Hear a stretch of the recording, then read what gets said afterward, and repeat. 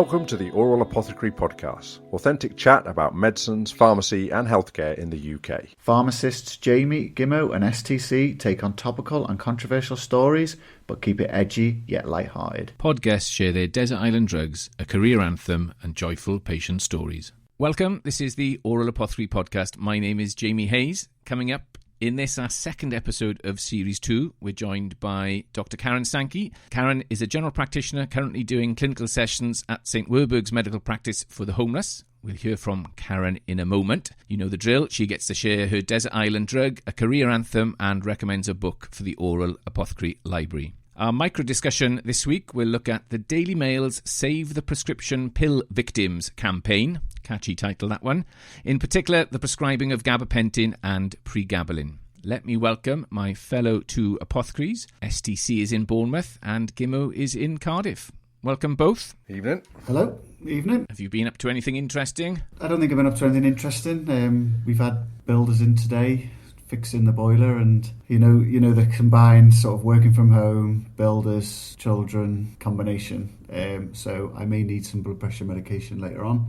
I was going to mention programme, something I sort of picked up on last night. So if I said there's a disease out there that causes headaches, palpitations, tiredness, pain in joints, difficulty sleeping, depression, anxiety, loss of libido, feeling of cope or not well, and 50% of the population are guaranteed to get it, you think that's a pretty big deal, and we'd be doing a lot to address that, and we'd all be on top of it. But actually we're not. Yeah, it was a programme last night. It was the Davina Bacall programme about menopause, and I think it's not a new thing.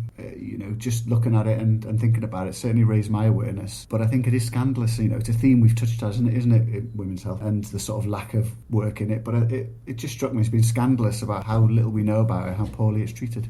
I think 3 50-year-old men can show very little empathy to this subject, and we probably shouldn't say any more on it. But I agree. The prescription clerk at work said to me today, "Steve, you've got to watch this."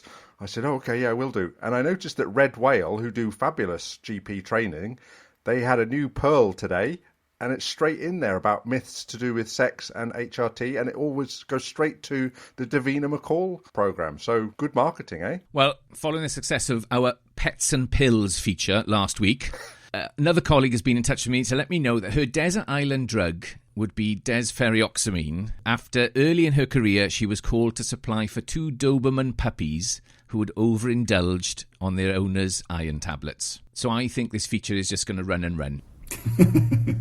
Do those dogs still run and run?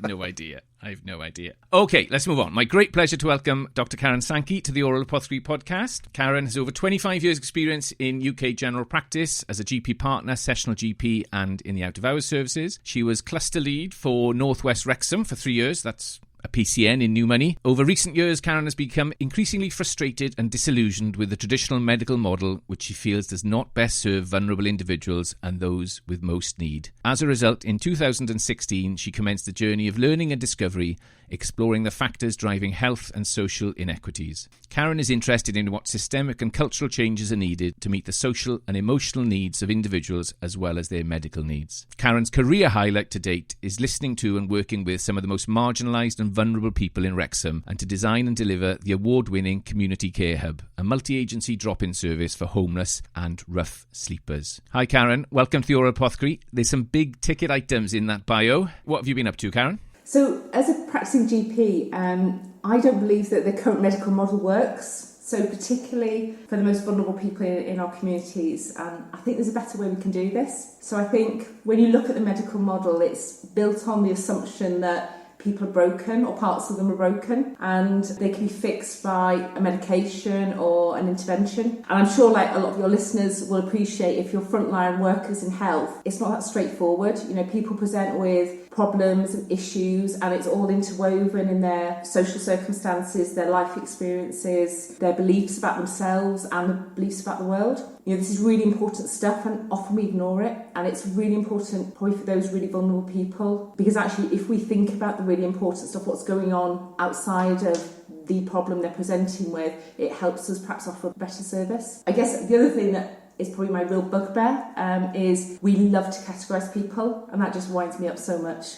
we love to stick a label on people or define them by their illness or by what's wrong with them. And I just see this so many times with the people I work with, that most of the people I work with have had a really traumatic event in their life or have had an awful upbringing. So I guess if you imagine growing up in a household which is really dysfunctional, where nobody's ever been kind to you or shown you any love, and then you're in a community where all your friends are part of perhaps an impoverished community where antisocial behaviour and drug use is the norm. Then you go to school and you're the naughty kid, so you get labelled as the naughty kid and you don't get shown any love or respect. Society is telling you that you're wrong and that you're a problem. So you go and seek help, and what do? We stick people into the medical model, and you might get a label of personality disorder and you think, what does that tell someone? You have a disordered personality. So again, we're reinforcing that thinking of the problem is with you, you're broken, there's something wrong. And I just think actually vulnerable people just slip through the net every day. I see it every day in the current system, and I think we can do it differently. We talk about the hard to reach. They're not hard to reach, we just don't try. My experience has been we don't try, and actually we're not really interested in what these people have got to say, and we're not interested in them. And I find that the feedback I get in the work I do, so many times they say, oh, you're a brilliant doctor. I'm not a brilliant doctor. I'm fairly average. I'm a reasonable, middle-of-the-road clinician. But actually when I say what is it that makes me good, it's always you're kind to us, you care about us, you see our potential, you treat us like humans. And I think we really underestimate as healthcare professionals the power of interactions. And I think it's much more powerful than we realise, actually just being kind to people, being human, being interested in them, seeing people as people, not as their diagnosis or their label. I think that arguably has more benefit than any interaction we do, any intervention. And that's the basis of sort of the work I've done over the last 5 years and creating a new alternative model. And so I really believe that we can do it differently, and I think it needs to be done differently. I knew there were big ticket items in there, Karen. It is quite big, isn't it? Gimmo. Yeah, no, I mean, that's fantastic. We briefly worked together a few years ago, didn't you, when you were on the Pacesetter projects, and these were the ideas you were exploring then, so it's amazing to see how far it's come. And we once brought someone over to talk about this, and I don't know if you're involved in that. It's a guy called Cormac Russell, and he talks about asset-based community development, and I think that's what you're describing, isn't it? Is he goes into healthcare and tries to turn it on its head, and it's not just with homeless people, it's with everyone. Is we see everyone as a problem to be solved, as opposed to looking at what people's strengths are and seeing how they can sort of, well, I'm not even sure if help themselves is the right word, but help themselves. And that's where things like the concept of things like social prescribing, although that's a term he doesn't like, but those sort of ideas of basically getting away from just us in the position of power giving people a solution. It's more about working with people with their strengths. So that asset-based community development is fantastic. So it's great to see you getting it off the ground, because I know it's not something that a lot of people take very seriously. Thanks, Gimmo. What progress have you made then, Karen, in the last 5 years, would you say? There's been huge amounts of learning. I think lots of learning about myself and actually about what might work. And I think probably one of the biggest learnings, or the take-homes, I guess, has been around, again, in the traditional model, we see experts to buy their title. So often you have people who are in a position that make decisions about a service or make the decisions about any change that's made. And actually, for me, it should be about experts by experience. So that's not just people with lived experience, but it's actually the people, the frontline workers. So what we did with the Community Care Hub, we actually went and I spent time with homeless people on the streets, and learn firsthand from them, actually, what is it that you guys need? And so we totally designed the service completely differently to the traditional model, where traditionally you have somebody very senior puts together a framework and KPIs, and that's how the service is going to be delivered. And actually what we did is we actually worked with people on the streets and said, what is it you need? And it started off a really deficit approach, so it was very much around, we can't access GPs, we can't access mental health, we can't get homes. So it started there, and actually over the 3-year period it became really aspirational, and it became very much around, actually we'd like to know what our hepatitis C status is. So we brought some pharmacists in and we set up a hepatitis C service.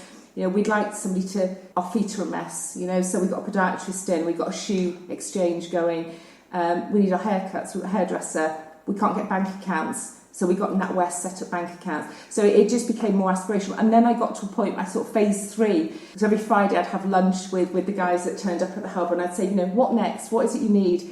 And they said, do you know what, Karen? We're lonely, we're bored, we're judged, we can't go anywhere in the town, we're not allowed in anywhere. we're not confident. And then I started thinking, actually, that's the next bit, is that personal development. How do we sort of really help people with self-awareness and growth? And that led me down this coaching path of thinking, actually, perhaps that's the next step for me. So I'm now training to be a coach, thinking, actually, if I can support people to really fulfil their potential. And that's sort of one of the principles and foundations of the new model that we're creating. Sounds great. Steve?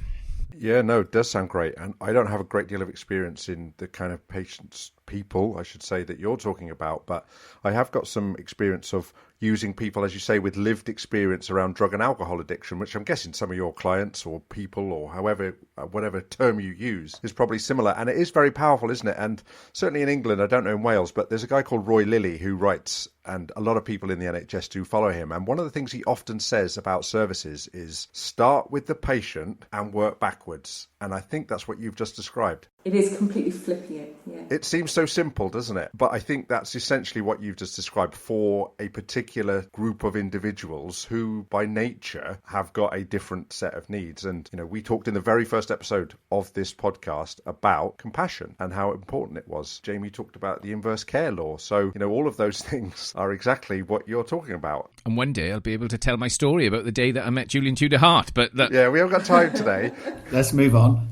Karen, how does the medicines angle manifest then in the patients and clients and people and humans that you're dealing with? What type of issues do you see? I think it's a really difficult place as a prescriber, and I think this is probably why lots of prescribers, particularly perhaps out in the community or in primary care, struggle with these patients, these very complicated patients, because I think we feel that we can fix emotional and physical pain and suffering and trauma with chemicals. So it's either prescribed drugs or illicit drugs. And so lots of these patients who, without fail, when you actually listen to their backstory, there's always some reason. I remember one chap saying to me, I had a really good childhood, apart from my dad used to beat up my mum. And you think, for him that was an okay childhood, and there's always something. If you dig deep enough, there'll be something. But actually what happens, their behaviour becomes really drug-seeking and by nature can become quite manipulative.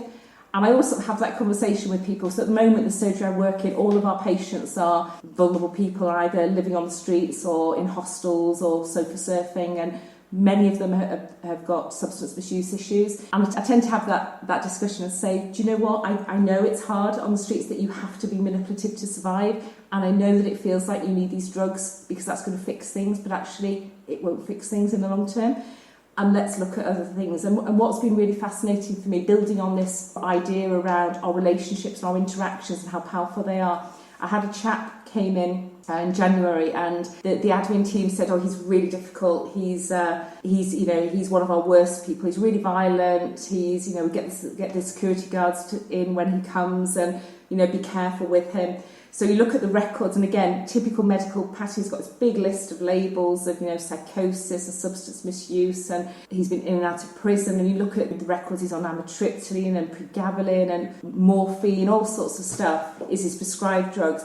And he's been a drug dealer, and so he's just got this awful history. And actually that scares people. People see that on somebody's records and think, this person, I don't know what to do with them. And actually what was really interesting, the very first time he came in, I said to him, tell me about how you ended up in this situation. And he was really taken aback because he just wasn't used to that response. And he said, I was 10 and my mum died. I was one of 5 children. My dad couldn't cope. I got put in a home. I saw my friend being sexually abused. Started using drugs to escape the pain, and then that starts that cycle, that revolving door of out on the streets, committing crime, in prison, round and round. He's now 48. And then I said, what would a good life be for you? What would you want?